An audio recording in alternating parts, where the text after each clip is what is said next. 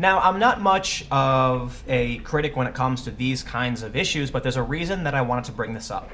The Root tweeted, "Once again, Lena Dunham has proven to be a big heaping pile of trash after stating that actress Aurora Pirino was not raped by her friend, girls writer Murray Miller. What happened to believing all women?"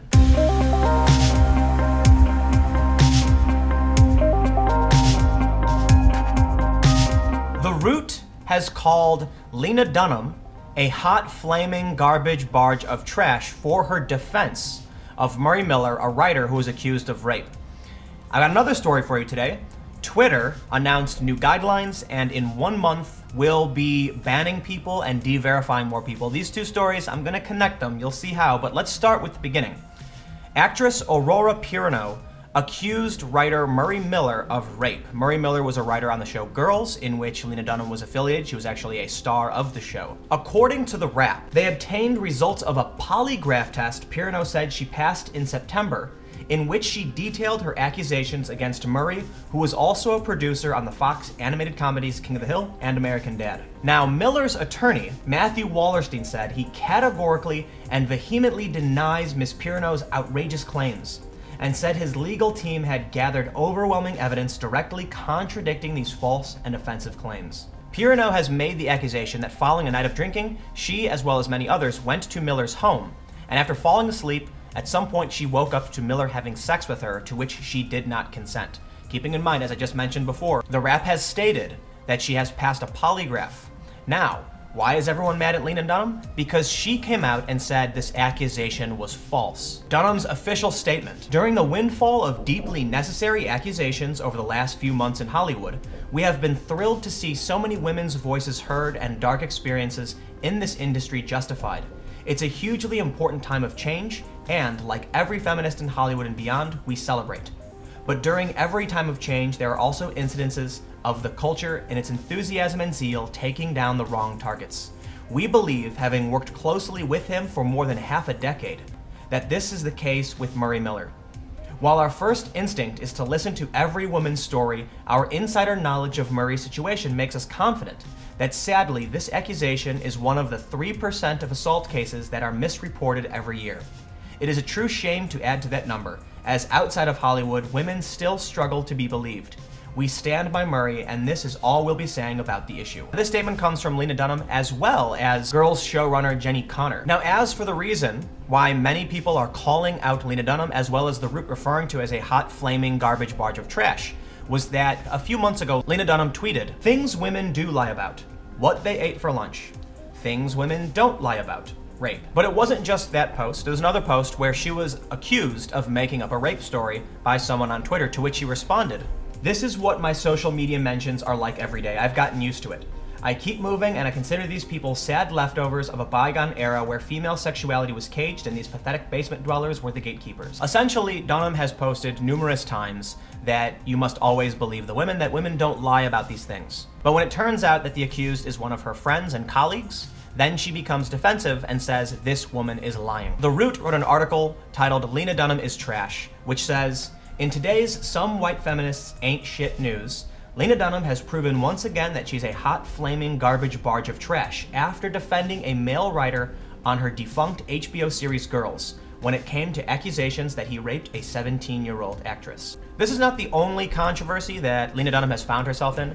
There was an instance where she made up a story where she felt Odell Beckham Jr. had rejected her based on his attitude with looking through his phone, and she was forced to apologize for this. Now, I'm not much of a critic when it comes to these kinds of issues, but there's a reason that I wanted to bring this up.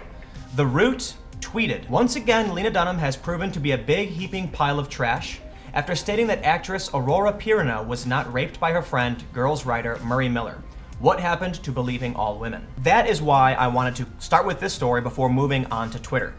In this instance, The Root has 388,000 Twitter followers, and they have publicly stated an attack on Lena Dunham's character, calling her trash, writing an article about it, in which you can see the responses to this tweet are people agreeing and piling on, essentially brigading Lena Dunham, insulting her in many ways, which is not too dissimilar to what happened with Milo Yiannopoulos and Leslie Jones. Milo never told any of his followers to attack Leslie or anything like that, But because of the conversation, because of the flame war that Milo and Leslie had engaged in, many of his followers did pile on and begin insulting Leslie, like we are seeing right now with The Root and Lena Dunham. Twitter has announced many updates to its guidelines, to its terms of service, some that include Twitter will be monitoring behavior off of the platform, and they've announced that they're giving users until December 18th before these changes go into effect. According to Mashable, the December 18th deadline also applies to using hateful images or symbols in profile images or profile headers. Twitter will also monitor for hate speech in username, display names, and profile bios. We just saw many users associated with the right and the alt-right have their Twitter verification removed. Like I mentioned, Milo Yiannopoulos was one of the first people to have this happen to them. Users received emails they had violated guidelines, and because of this, they were losing their verification. I wanted to talk about Twitter and the upcoming policy change, but I prefaced this with a story about Lena Dunham for a few reasons. Will Twitter reprimand or punish The Root in any way for attacking Lena Dunham when The Root has 388,000 Twitter followers? As we can see, many people are now attacking Lena Dunham, and I'm wondering if we're going to see a similar reaction to Milo. Personally, my opinion is no, we won't, but it's curious. What will Twitter do when it is the left attacking the left? Will there be a response to this? As more and more social media platforms begin policing speech and taking down people for their political opinions because they're deemed hateful or violent, there's a chilling effect that happens. One of the other reasons, there's another reason why I wanted to talk about Lena Dunham being called a flaming piece of garbage or garbage barge, and it's that if I make a video titled Lena Dunham is called a hot flaming barge of trash, is that going to reflect on me as someone who is reporting that story? I understand that context matters, and I know that in many instances there are human beings behind these profiles, but human beings can become emotional, and they can take any instance of a perceived slight to use to their advantage, in which case, will Twitter punish me? Will they say, well, you know, you called her a piece of trash indirectly, therefore we're going to remove your verification or we're going to suspend you from Twitter? I have to be careful about what I report on, and it's something that I've been dealing with for a while now as we've seen more and more action taken against social media users. Understand that the people on the left have used interviews I've done to attack my character. In which case, is Twitter going to accuse me of associating with certain groups for having interviewed them? While at the same time, companies like Vice can spend 3 days with actual white supremacists, and it's considered a good thing. You may remember Vice did the interview with Chris Cantwell in Charlottesville, and this was praised by the left. Yet I do one 20-minute interview with someone like Baked Alaska, and I'm called alt-right and accused of supporting or sympathizing with these people. One of the more interesting updates in the Twitter policy reads, you also may not affiliate with organizations that, whether by their own statements or activity both on and off the platform, use or promote violence against civilians to further their causes. And I tweeted about this yesterday, because this would mean that anyone who's ever tweeted punch a Nazi, or anyone associated with Antifa and similar groups, will have their accounts suspended, banned, or their verification removed, which I highly doubt will happen, considering the verifications were removed in the first place from people like Jason Kessler and Richard Spencer because of an outcry from the left, from people who have already supported Antifa.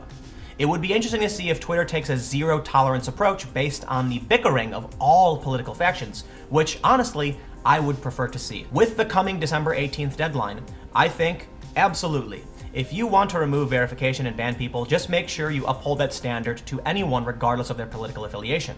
However, unfortunately, I don't think that will be the case, and I'm sure many Antifa-related accounts who have promoted violence against civilians will be just fine to continue using the Twitter platform without issue. And all of the journalists and other digital media writers who have called for punching Nazis or people who are perceived as Nazis will probably be just fine as well, considering many of their companies are advertisers with Twitter. So to wrap up, I don't think The Root will see any punishment for directly attacking Lena Dunham and getting their followers indirectly to do the same.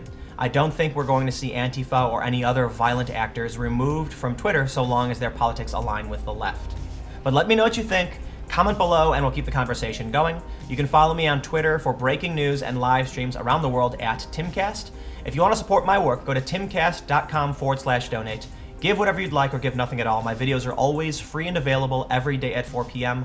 Thank you all so much for watching. Stay tuned, and I'll see you tomorrow.